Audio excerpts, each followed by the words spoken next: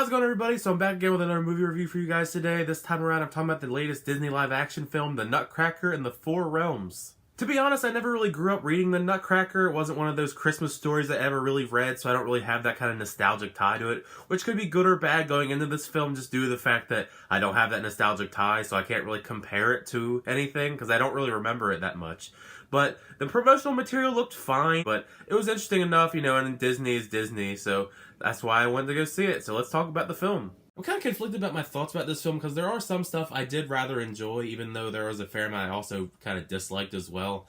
I mean, for the most part, the cast gives pretty strong performances, even though a fair amount of them don't really get a lot of screen time. Mackenzie Foy as Clara, our main lead, definitely gets the most screen time, and she's easily the most fleshed out character in the whole film. You may know Mackenzie Foy because she was also in the film Interstellar as the daughter of Matthew McConaughey.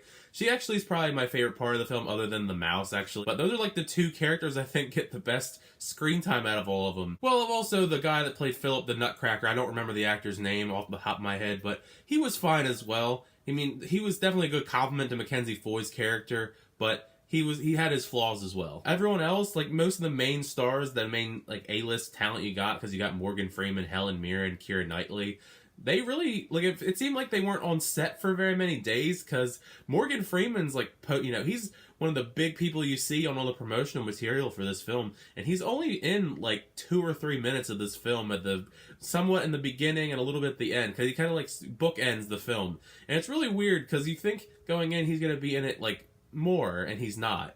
And same that goes for Helen Mirren. She's sprinkled throughout. She gets a little bit of time in between just to show up. She actually gets a lot more time in the final act of the film, so she gets some really cool action scenes. She has like a really big like Megazord style robot kind of thing, which I thought was kind of weird and out of place, but at the same time I thought it was also kind of fun. But, I mean, Keira Knightley, I like Keira Knightley as an actress. I feel like she's not really in very many things anymore. I think her performance was actually fine. I just don't know why they made her voice sound so obnoxious. Maybe that's just me, but I found her voice to be very, like, obnoxious because the way that they pitched it in this film was really weird. But her performance wasn't really that bad or over the top. It's just the voice was a little bit weird to me. What was frustrating to me is just the complete lack of character development for the majority of the characters. Like I said, Clara is pretty much the only one that gets a lot of character development. Everybody else is just kind of in the background and just shows up from here and there.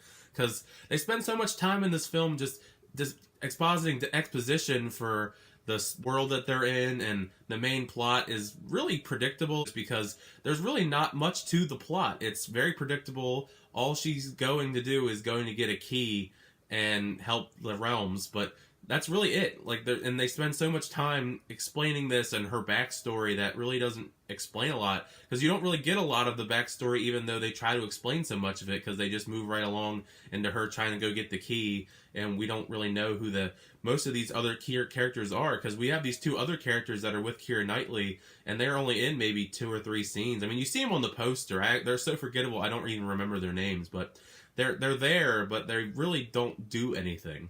I know it's a kid's movie, but it really did bother me just how predictable the plot for this was. I mean, you could see where it was going. It was telegraphed so far ahead of time that most of the people that I talked to outside the movie pretty much knew where the film was going to go. And it's not like the film really tries to hide it from you. And I mean, this is a common Disney trope, it seems like, in recent years. I'm just really tired of the whole secret villain thing that they have going on in a lot of these films, because, like in this film, they have another secret kind of villain, and it doesn't really surprise me anymore. It's not a surprise villain. It's just like, oh great, okay, another surprise villain. How unoriginal.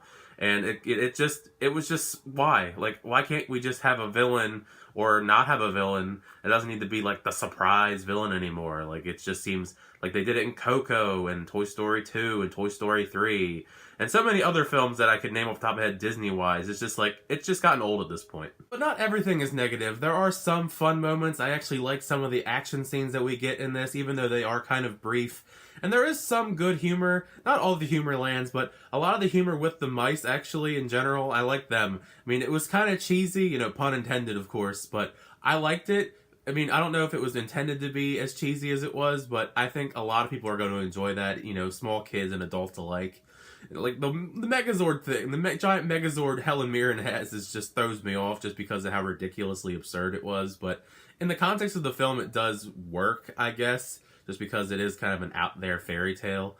And otherwise, I mean, the visuals are great. I mean, it's Disney quality. I mean, they obviously spend a lot of time on the visuals, whether it be the special effects and the costumes and the sets and all that. They're all very fun and vibrant, so if you like that kind of stuff, you're going to enjoy that stuff regardless. I mean, Disney is really good with special effects and sets and visuals because, I mean, they have all the money in the world, so of course they're going to have great stuff like that. Overall, though, I definitely feel like this film was a mixed bag for me.